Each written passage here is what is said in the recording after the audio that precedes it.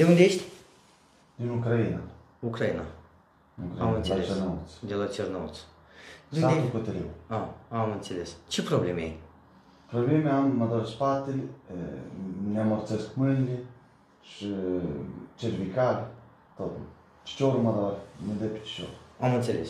Din remene reiese că ai hernie de disc, el Așa. 4, el 5, el 5, el 1.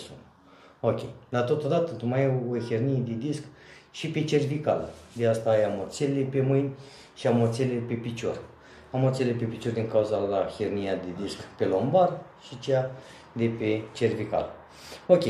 Ți s-a făcut masaj terapeutic? Ok. Acum hai să începem proceduri de osteopatie sau proceduri de HVLA. Perfect. Stăm relax, moale.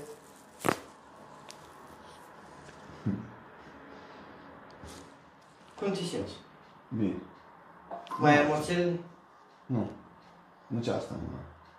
Nici la aia nu mai ai. Și la elantă? Asta nu. Asta a spărut. O dispărut, nu? Pui-te rog frumos o genoflexiune. Să-mi spui dacă mai ai amorțeala cu piciorul drept. Nu. O genoflexiune. Nu e la normal. E normal. Nu simțesc. Cât? Am un avion, că am făcut 2 ore de avion, aceea nu putem sta pe scaun. Și așa. Și așa, voi e îngust și așa. Nu putem sta. Nu puteți stai. Și acum poți stai.